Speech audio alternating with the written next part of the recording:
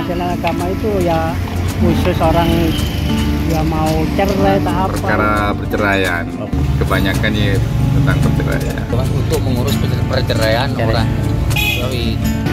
Naungan Kementerian Agama Pak itu. Iya, Kementerian Agama. Kementerian Agama. Menteri Agama, di bawah naungan Menteri Agama. Menurut saya itu ya di Departemen Agama, soalnya itu kan pengadilan agama.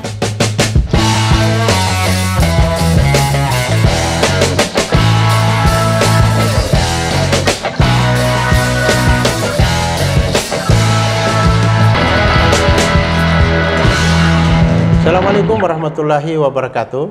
Sahabat peradilan, ketemu lagi kita pada podcast kali ini. Dan kali ini saya ditemani oleh rekan saya, Bapak Mulyadi SHI MHI. Gimana kabar Pak? Alhamdulillah baik. Alhamdulillah. Kali ini kita akan berbincang ringan seputar masalah peradilan agama. Selama ini masih ada beberapa instansi atau sebagian masyarakat yang menganggap bahwa peradilan agama ini adalah sebagai lembaga perceraian saja, ya. Jadi hanya lembaga menceraikan orang saja. Bahkan peradilan agama itu dianggap sebagai lembaga yang berada di bawah Kementerian Agama. Nah, bagaimana masyarakat masih menganggap peradilan agama kewenangannya ataupun tugas dan fungsinya itu masih seperti yang anggapan tadi.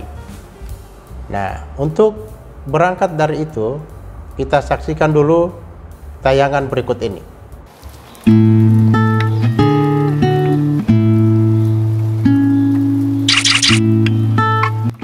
Pengadilan agama itu tempat untuk mediasi keluarga mungkin yang menghadapi masalah rumah tangga, perceraian, mungkin ya untuk menjembatani hubungan rumah tangga seseorang yang melalui yang sudah disahkan seperti lembaga untuk perceraian seseorang. Saya ke pengadilan agama itu untuk bercerai itu Pak. Pengadilan agama itu ya khusus orang yang mau cerai tak apa. Perkara perceraian, kebanyakan ya tentang perceraian. Pengadilan agama itu untuk apa, urusan ini ya, urusan kayak warisan, terus untuk pernikahan, untuk apa ya, yang intinya yang apa, urusan-urusan mengenai perceraian tentang agama. Apa di bidang hukum untuk segala urusan ceraian, ada adopsi untuk anak. Kalau agama itu pengurus agama mengurusi apa ya? Pernikahan, surat-surat dan ya keadilan lah. Kalau perceraian ya KUA, ya agama juga bisa. Pernikahan atau perceraian. Pengadilan agama yang saya tahu Mas untuk mengurus perceraian orang.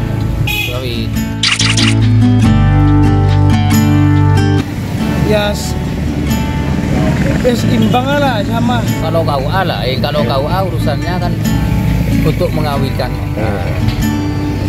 Beda, kalau KUA kan tempat menikah, kalau ini kan tempat perceraian. Sepertinya menurut saya sih ada kaitannya tapi tidak sama ya. Kalau KUA mungkin untuk mau orang memulai berumah tangga gitu. Tak sama, kalau KUA kan menikahkan. Kalau KUA kan tidak sama Pak. Itu kan khusus apa ya? Ya bukan cerai kan itu. Setelah nikah mau bercerai itu ke pengadilan agama. Dan kalau di KUA itu mau menikah. Naungan Kementerian Agama Pak itu. Iya, Kementerian Agama. Kementerian Agama. Menteri Agama, di bawah naungan Menteri Agama. Menurut saya itu ya di Departemen Agama, soalnya itu kan pengadilan agama. Kementerian Agama. Kementerian Agama. Kantor agama pengadilan agama itu Mahkamah Agung. Baik sahabat peradilan, kita sudah menyaksikan tayangan video barusan Dan ternyata masih ada sebagian masyarakat yang belum tahu fungsi dan tugas ataupun kewenangan dari peradilan agama itu sendiri. Jadi kira-kira apa yang menyebabkan masyarakat yang notabene mayoritas ya beragama Islam, ya artinya bahwa peradilan agama ini seharusnya adalah milik dari masyarakat itu. Tapi ternyata masyarakat ada juga yang belum tahu tentang fungsi dan kewenangan peradilan agama itu. Kalau menurut Pak Mul gimana itu? Baik, ini sebenarnya kan perjalanan sejarah ya, perjalanan sejarah yang mana tadi sudah sampaikan bahwa setelah Indonesia merdeka, kemudian pengadilan agama berada di bawah Kemenak, Depak ya dulu, di bawah Depak. Nah, sehingga persepsi masyarakat bahwa pengadilan ini ada di bawah Depak.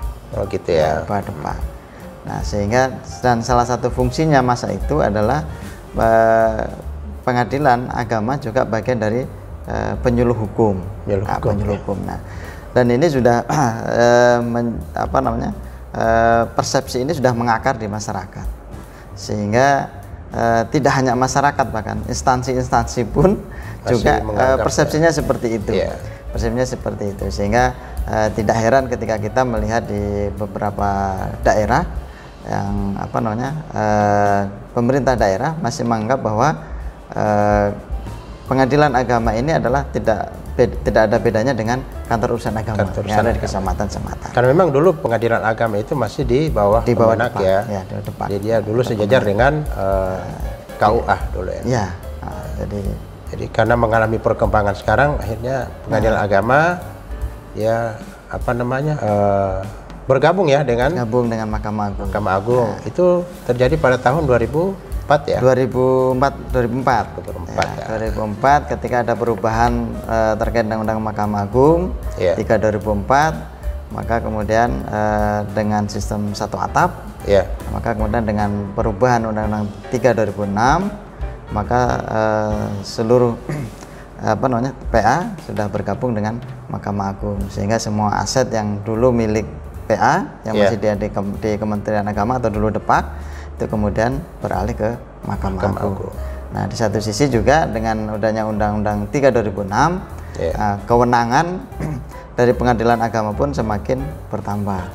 Ya, kalau persepsi masyarakat waktu itu mungkin yang melihat realitas lah, mungkin yang dilihat ini tanpa melihat aturan perundang-undangan, ya selama ini hanya menceraikan, jadi persepsinya KUA menikahkan, pengadilan menceraikan, sehingga menganggap satu posisi yang sama, sama-sama di bawah Kemenak, di bawah Kemenak atau di bawah Depak. Seolah-olah bahwa pengadilan agama itu hanya bertugas untuk menceraikan. Padahal kewenangannya sejak Undang-Undang 7 tahun 89 itu sudah tidak hanya masalah bidang perkawinan dalam artian perceraian. Kalau kita lihat bidang perkawinan pun ketika masa itu pun sudah ada beberapa item yang kurang lebih 22 item di bidang perkawinan. Salah satunya perceraian atau bersama, asal-usul anak, kemudian isbat nikah. Terutama ekonomi syariah juga ya. Ekonomi syariah nanti ketika di Undang-Undang 3 tahun 2006. Disitulah kemudian ada penambahan terkait dengan kewenangan ekonomi syariah. Terus yang penegasan kembali adalah nah ini yang perlu diketahui oleh kita bersama bahwa dengan adanya Undang-Undang 3 2006, maka pilihan hukum atau choice law itu sudah tidak ada lagi terkait dengan waris. Sebelum ada Undang-Undang 3 2006, waris masih masyarakat bisa memilih, memilih ke PA atau ke PN. Bahkan tidak hanya milih lembaga yang menyelesaikan, tapi juga bisa milih pilihan hukumnya. Mau pakai hukum adat, hukum Islam, atau hukum KUA perdata atau yang kita kenal dengan BW. Nah, dengan adanya undang-undang itu, Undang-Undang 3 2006, maka pilihan hukum itu sudah tidak ada, ditutup celahnya, sehingga bagi yang beragama Islam dalam penyelesaian hukum warisnya, maka menjadi kewenangan pengadilan agama sepenuhnya, ya. sepenuhnya. Dan hukum yang berlaku adalah hukum waris Islam. Ya, tidak ada harus pilihan ke lagi. PA ya. Ke PA. Kalau dia beragama Islam, harus ke PA. Ya. Baik, sahabat peradilan, kalau berbicara tentang kedudukan peradilan agama atau eksistensinya di negara Indonesia ini, memang kalau kita lihat sejarah Pak Mul ya, pengadilan agama itu mengalami beberapa pasang surut ya.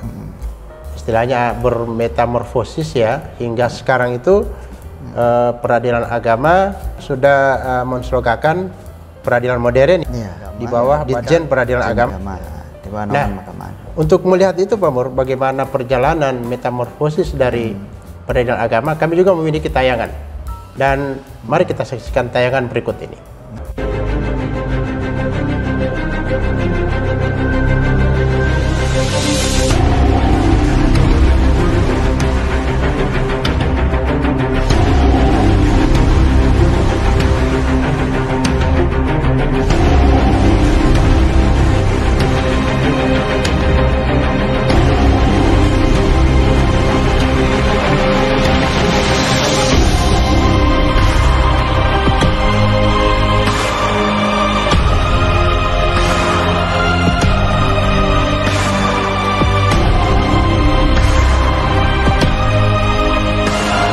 Proklamasi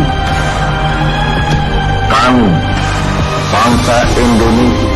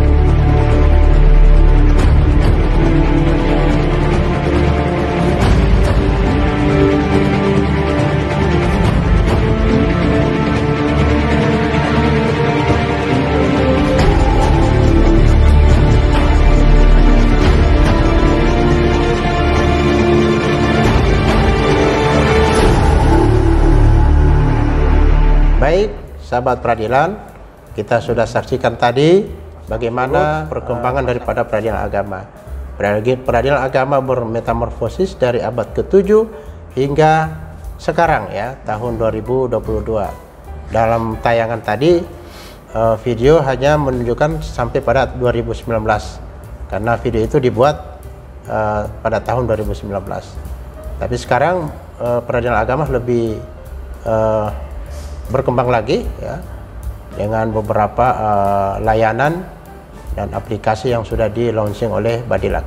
Baik, kita lanjutkan.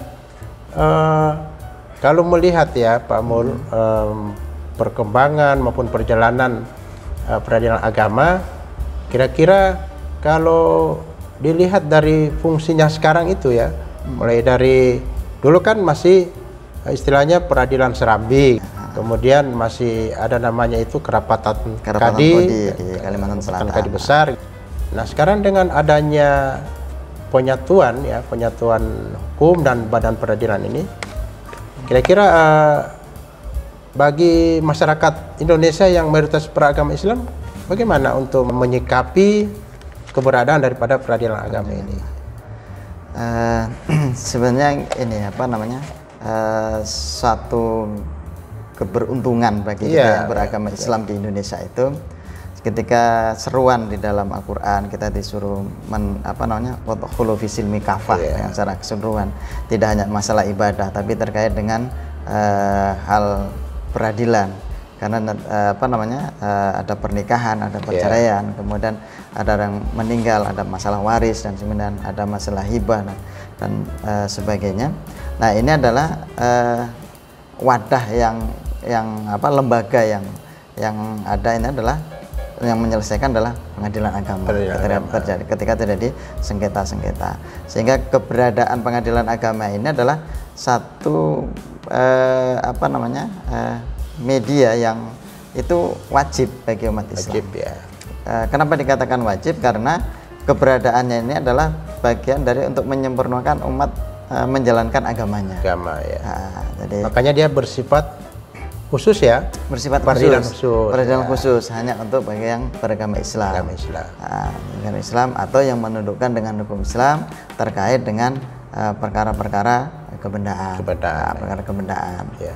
Nah, kan di Indonesia itu kan ada 4 badan peradilan di bawah Mahkamah Agung yang ada namanya peradilan umum, yaitu ya pidana dengan perdata umum. Kemudian 3 peradilan lagi itu bersifat khusus, ya. Peradilan termasuk peradilan agama. Kemudian sering kita dengar, ya, sebagian masyarakat yang bertanya, kok kenapa bunyinya peradilan agama gitu, ya? Kalau peradilan agama kan berarti harus agama Indonesia kan ada saat ini 6 ya. Ya, saat ini 6. Jadi harusnya ada peradilan agama yang lain, ya. Yang lain mungkin lewat podcast ini, sahabat peradilan, kita bisa edukasi kepada masyarakat, ya, bahwa peradilan agama itu kenapa disebut sebagai peradilan agama, karena memang tidak lepas dari historisnya, ya, perjalanan sejarahnya. Nah, kalau dari tayangan yang metamorfosis peradilan agama itu kan nampak, ya, bahwa dengan sebutan apa namanya berbeda-beda tadi, ya. Ada pengadilan Serambi Mekah, Serambi Masjid. Nah, ini kan menunjukkan bahwa keberadaan peradilan itu di mana ada umat Islam, disitulah lembaga itu ada, dengan berbagai bentuk entah sebutan nama ininya. Tapi yang sering ini adalah karena di dalam bahasa agama kita adalah peradilan adalah namanya mahkamah, kan, gitu. Mahkamah. Nah, sehingga awalnya dulu, ya, apa namanya bentuknya pun kan seperti itu, namun diterjemahkan dengan bahasa apa namanya kedaerahan masing-masing, sehingga muncul Serambi Masjid karena dilaksanakan di masjid. Ketika kemudian ada permasalahan-permasalahan, maka diselesaikan dengan apa namanya di Serambi Masjid, karena memang masjid adalah tempat untuk penyelesaian seluruh permasalahan umat. Ada kerapatan kodi, karena memang kondisi apa namanya mengakomodir apa namanya kearifan lokal, itu kearifan lokal dengan nama hal tersebut. Nah, ini dan perkembangannya, ya, dalam perkembangannya karena sampai kemudian ke pengadilan agama. Nah, ini apa namanya tidak lepas dari sejarah dan perjuangan pendahulu kita, bahwa ini menunjukkan secara ini, ya, dalam persepsi saya pribadi menunjukkan bahwa umat Islam tidak bisa lepas dengan pengadilan. Bagian dari satu kesatuan. Makanya dalam satu kaidah itu ada satu kaidah sufikih, malayatimul wajib bahwa wajib. Jadi untuk kita menjalankan hukum Islam secara kafah, maka alat yang untuk menyukseskan itu pun keberadaannya wajib. Nah, salah satunya adalah pengadilan. Karena dengan sistem ketatanegaraan kita, bahwa segala bentuk perceraian harus diselesaikan di hadapan persidangan, pengadilan, artinya lembaga peradilan, maka keberadaan peradilan ini suatu yang wajib yang harus dilakukan, karena bagian penyempurnaan dalam menjalankan agama. Ya. Kemudian kita juga melihat bahwa di masyarakat itu kan tadi, ya, kita sudah lihat apa namanya pendapat masyarakat tentang peradilan agama, bahwa selama ini peradilan agama itu hanya mengurusi cerai, ya. Karena pernah beberapa kali saya itu ditanya, ya, Pak, di mana kantor agama gitu, ya. Kantor agama. Bahkan mereka tidak bisa membedakan peradilan agama itu dengan kantor urusan agama atau Kementerian Agama gitu ya. Dan ini perlu kita luruskan ya, melalui podcast ini kita luruskan bahwa kedudukan pengadilan agama itu sudah diatur oleh undang-undang tadi ya, bahwa pengadilan agama merupakan badan peradilan di bawah Mahkamah Agung ya. Kemudian ini kan di samping perceraian tadi ya, itu masuk kategori bidang perkawinan Pak ya. Bidang perkawinan. Bidang perkawinan. Kemudian apa lagi? Ada bidang waris. Waris ya. Kemudian hibah. Kemudian wakaf. Wasiat. Wasiat. Infak. Kemudian sedekah. Zakat pun masuk, dan kemudian ekonomi Islam yang punya beberapa item, dalam hal itu adalah 10 item. Ekonomi syariah ya. Ekonomi syariah yang masuk di dalam komponen dalam ekonomi syariah itu ada 10 item. Nah, salah satunya adalah kalau terjadi sengketa perbankan syariah. Jadi demikian ya sahabat peradilan, bahwa peradilan agama itu tidak sebatas mengurusi perceraian saja, tapi juga ada beberapa perkara-perkara yang memang menjadi kewenangan daripada peradilan agama, seperti tadi masalah zakat, sedekah, wakaf, kemudian warisan, dan kemudian ekonomi syariah. Kemudian Pak Mulya, ini juga bahwa peradilan agama itu memiliki fungsi. Ya, kita tahu di situ ada namanya judicial power ya, fungsi mengadili. Jadi kalau fungsi mengadili di sini sebenarnya dari sisi mana ini? Ini fungsinya pokok sebenarnya di peradilan agama, bahwa adanya pengadilan itu ya mengadili, memeriksa dan kemudian menerima, memeriksa dan mengadili. Perkara-perkara tadi ya. Jadi menyidangkan perkara-perkara yang menjadi kewenangannya, dan bidang perkawinan, hibah, kemudian waris dan semuanya tadi itu yang menyelesaikan semua permasalahan umat yang kemudian diajukan ke pengadilan. Nah, itulah fungsi utama. Fungsi utama itu ya. Kalau tidak ada sidang, jadi tidak ada pengadilan. Tidak ada pengadilan. Terus kemudian ada namanya fungsi pembinaan. Ini mungkin ke dalam atau? Ini lebih internal ya. Internal ya. Internal. Jadi memang termasuk kita ada beberapa peraturan di Mahkamah Agung ya, Perma 2016 ya, terkait dengan waskat, itu Perma 7, 8 yang kemudian 2016 terkait dengan waskat. Nah, ini punya fungsi untuk melakukan pengawasan di seluruh lembaga peradilan yang menjadi tanggung jawab utama dari pimpinan atau ketua pengadilan. Jadi aparat peradilan itu diawasi ya, secara internal ya. Secara internal. Itu fungsi daripada pembinaan. Jadi harus dibina. Kemudian ya dibina, tidak hanya diawasi tapi juga harus melakukan pembinaan untuk pengembangan sumber daya manusia. Iya. Terus tadi juga ada namanya fungsi pengawasan ya, itu tadi ya. Ada fungsi pengawasan, itu berarti ke aparat ya. Aparat termasuk hakim ya. Termasuk hakim.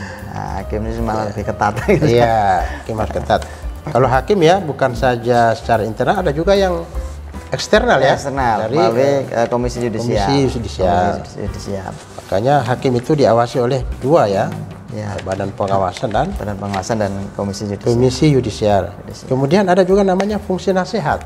Fungsi nasihat ini adalah sebenarnya ini juga sejak keberadaan pengadilan, baik kemudian masih masa kerapatan kodi atau mungkin serambi masjid, bahwa ini adalah terkait dengan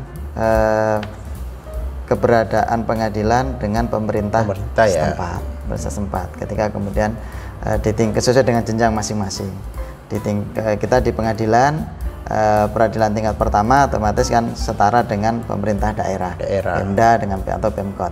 Ketika kemudian ada pemerintah daerah membutuhkan pandangan-pandangan hukum atau kemudian terkait dengan nasihat hukum, maka terkait dengan bidangnya, kita di bidang agama, peradilan agama, maka kemudian itu adalah kewenangan salah satu fungsi dari lembaga peradilan itu.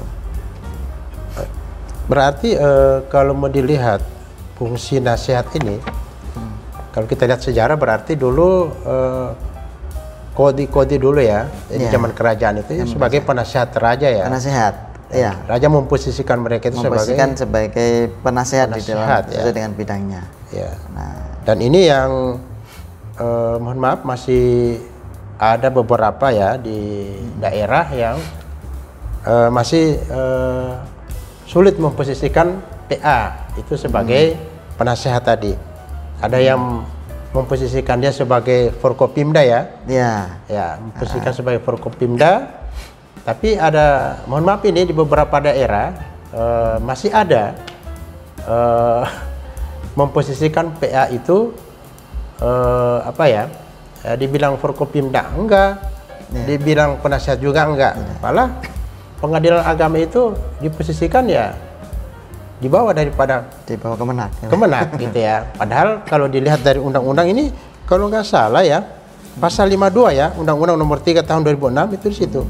Apabila pemerintah daerah meminta, dia sebagai penasihat hukum.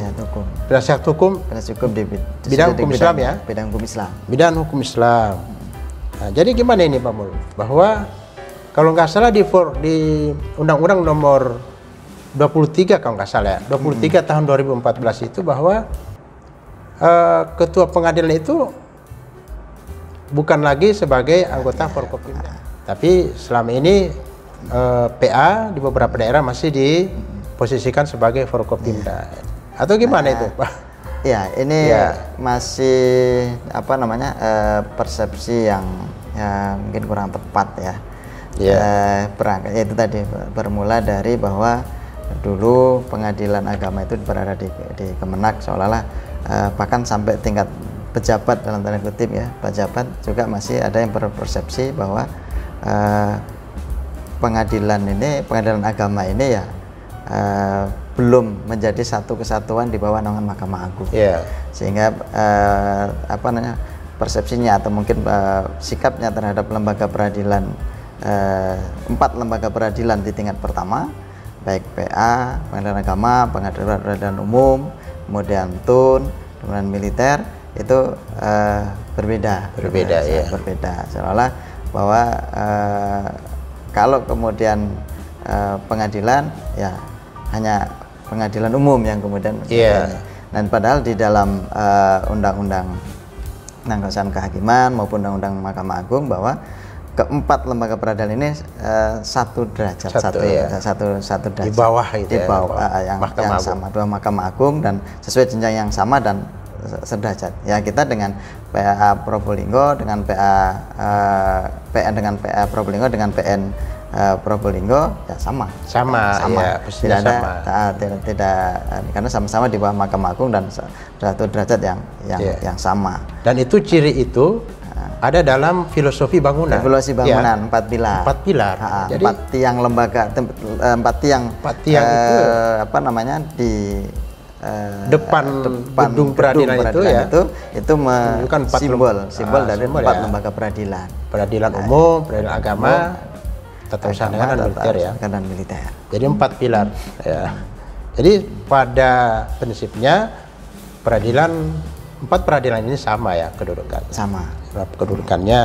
Jadi fungsi nasihat ini ya, karena kita lihat bahwa selama ini fungsi nasihat ini masih kurang ya masih kurang. Jadi pengadilan agama itu tadi masih ada persepsi masyarakat, bahkan pemerintah itu sendiri bahwa menganggap bahwa pengadilan agama itu ya itu tadi di bawah Kementerian Agama. Padahal secara undang-undang bahwa peradilan agama itu dia merupakan lembaga yudikatif yang ada di daerah, misalkan kalau peradilan tingkat pertama gitu ya. Dan fungsinya tadi itu memberikan nasihat kepada pemerintah, memberikan fatwa hukum ya jika diminta oleh pemerintah. Jadi ini mungkin mudah-mudahan dengan podcast ini kita bisa berbagilah kepada masyarakat umum yang belum paham tentang kedudukan dan fungsi daripada peradilan, termasuk kepada pemerintah itu sendiri. Yang terakhir adalah fungsi administrasi ini. peradilan agama sebagai atau peradilan sebagai memiliki fungsi administrasi. Ya. Nah, jadi apa namanya, di pengadilan tidak hanya menyidangkan kemudian setelah diputus selesai, tidak ada ini, tapi tetap dokumen-dokumen itu harus kemudian ditata dengan rapi secara administratif, kemudian sehingga kemudian ada arsip-arsip perkara sehingga sesuai dengan ketentuan yang ada, maka kemudian itu bagian dari sisi administratif. Selain itu juga ada terkait karena di pengadilan ya, kalau kita lihat tidak semata-mata menyidangkan tapi juga ada 2 supporting unit yang kemudian ini ya, ini kan ada kepanitraan, ada kesekretariatan. Nah, semuanya itu adalah butuh kemudian untuk penataan administrasi semua aktivitas kegiatan-kegiatannya yang agar bisa kemudian dievaluasi dan kemudian bisa dikembangkan. Paling saat ini dengan teknologi modern ya, di apa namanya, serba aplikasi, sudah aplikasi, sudah kemudian elektronik, apa namanya, administrasi di kepanitraan sudah menggunakan dengan SIPP. Itu tadi yang disebutkan bahwa peradilan agama itu menuju peradilan modern ya. Modern. Persidangan tidak hanya dengan secara konvensional, secara langsung, bisa telekonferensi dan sebagainya. Ini adalah memanfaatkan litigasi dan masyarakat tidak perlu datang ke pengadilan untuk sidang. Cukup kemudian setelah proses pendaftaran dan sebagainya, dalam persidangannya ada bagian-bagian yang benar memang harus hadir, ada bagian-bagian yang bisa hanya dengan melalui apa namanya, elektronik. Kita kenal dengan mungkin litigasi. Masalah e-court atau litigasi nanti kita akan bahas dalam segmen berikut ya. Dalam topik berikut kita akan bahas masalah bagaimana berperkara secara elektronik. Jadi kepada sahabat peradilan, insyaallah nanti topik-topik berikutnya kita akan berdiskusi masalah bagaimana cara berperkara secara elektronik. Kemudian mungkin ini terakhir ini Pak Mul ya, diskusi kita, selain tadi fungsi tadi ya, fungsi utama tadi juga ada koordinasi gitu ya, koordinasi dengan itu tadi stakeholder yang berkaitan dengan tugas dan fungsi kita ya, Depak, Kementerian Agama, MUI, Ormas, itu sejauh mana gitu koordinasi itu? Kalau kayak dengan Kemenak ya, Kemenak karena yang membawai nanti ada URES dan kemudian ada KUA yang kemudian mengeluarkan buku nikah, nah, otomatis dan ada perintah di pasal 84 itu bahwa kewajiban dari panitera untuk kemudian mengirimkan salinan putusan ya, gitu ya. Walaupun dalam perkembangannya dalam SEMA diterangkan bahwa tidak perlu lagi mengirimkan salinan, cukup dengan petikan. Nah, ini adalah bagian dari bentuk koordinasi. Nah, kemudian dengan lembaga-lembaga yang lain, ya, terutama kayak kita di pengadilan Probolinggo ini kan beberapa kali koordinasi dengan MUI.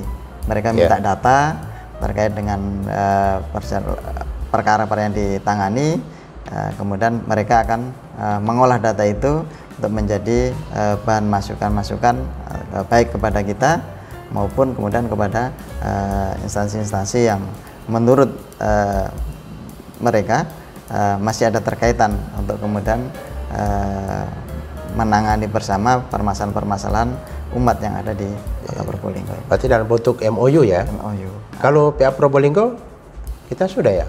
PA Probolinggo sudah ada beberapa MOU ya terkait dengan itu, masuk dengan Kemenak, kemudian terkait dengan Dinas Kesehatan ya? Nah, Dinas Kesehatan terkait dengan Diska ya.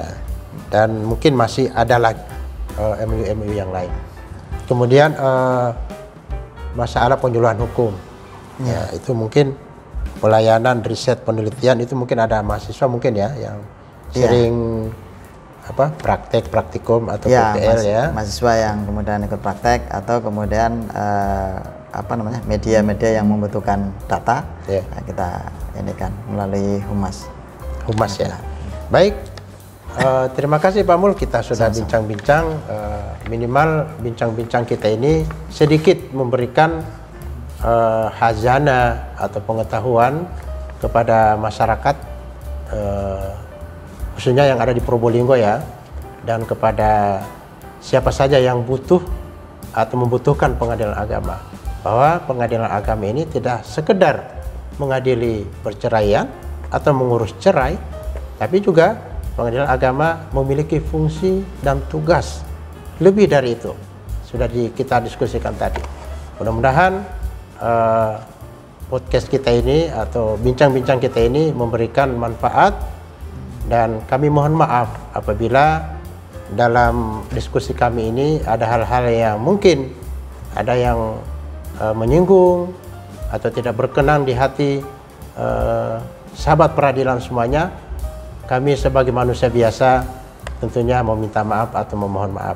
Sekali lagi terima kasih atas diskusi ini Pak Mul. Insya Allah kita akan diskusi dalam tema-tema yang lain, dan dalam waktu yang akan datang. Terima kasih banyak atas kesempatannya menemani saya untuk berdiskusi. Dan kepada sahabat peradilan, jangan lupa like, subscribe, dan komen untuk mendukung channel PA Probolinggo. Demikian, terima kasih. Assalamualaikum warahmatullahi wabarakatuh.